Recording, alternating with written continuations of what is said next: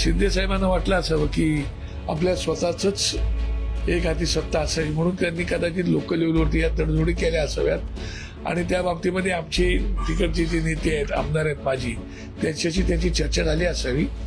त्यामुळे आणि मला नक्की माहिती आहे की काहीतरी घडलं असावं, त्याशिवाय अशी तडजोडी होत नाही. राजकारणामध्ये काही कधी होऊ शकतं, कोणाचा शत्रू कायमचा कधीच नसतो. कल्याण डोंबिवलीचा विषय उद्धव ठाकरे यांनी अत्यंत गांभीर्याने घेतलेला आहे. काही मिळालं नाही तर मी सोडून जातो अशा मानसिकतेत काही लोक असतात, असं त्यांचं म्हणणं आहे. एकंदरीतच राजकारणातल्या मानसिक स्थिरतेचा हा प्रश्न असं ते म्हणाले, असं ते म्हणतात. हे खरं आहे. तुम्ही विचारलेला जो प्रश्न आहे की कल्याण डोंबिवलीला शिंदे सेनेच्या लोकांना आमच्या लोकांनी पाठिंबा दिला, असा तुमचा प्रश्न आहे. लोकल परिस्थिती तिथली काय आहे ती मला माहिती नाही, स्थानिक परिस्थिती काय आहे ती. आणि स्थानिक स्वराज्य संस्थांमध्ये जर आपण आत्तापर्यंत इतिहास जर पाहिला तर स्थानिक स्वराज्य संस्थांच्या प्रत्येक निवडणुकांमध्ये त्या ठिकाणची जी काही स्थानिक लोक असतात ते आपापली आघाडी युत्या करत असतात.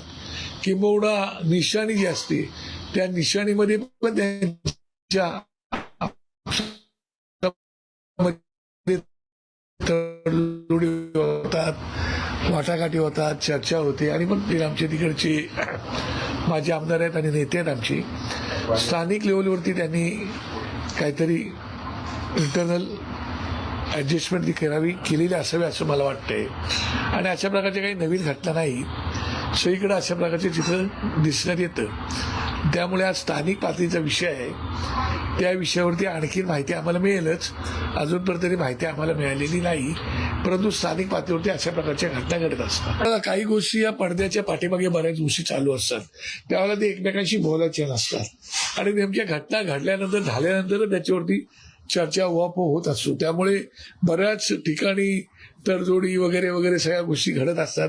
तशा प्रकारचे आता काय आहे की उद्धव साहेब पण राजकारणात नवीन नाहीत आणि राजसाहेब पण राजकारणात नवीन नाहीत आणि आता जे वेगवेगळ्या घडामोडी घडवतात ते राजकारणात नवीन नाहीत. राजकारणामध्ये काही कधी होऊ शकतं, कोणाचा शत्रू कायमचा कधीच नसतो. तर कल्याण डोंबिवलीचा विषय उद्धव ठाकरे यांनी अत्यंत गांभीर्याने घेतलेला आहे. राजसाहेबांशी माझी चर्चा झालेली आहे. काही मिळालं नाही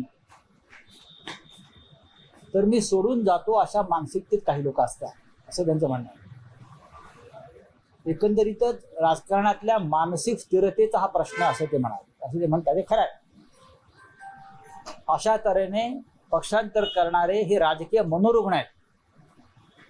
मला काहीतरी हवं आहे आत्ताच, आणि मग शहराचा विकास, गावाचा विकास, राज्याचा विकास, देशाचा विकास, उद्या जगाचा विकास या नावाखाली पक्षांतर वाढत जातात.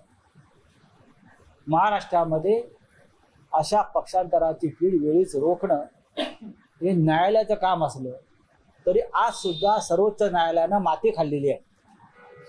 आज पुन्हा पक्षांतराच्या संदर्भात आजची तारीख ठरलेली असताना सुनावणी घेतली नाही आणि परत एकदा ही सुनावणी पुढे ढकलली. याला म्हणतात माती खाणं आणि देशाच्या रासाला हातभार लावणं.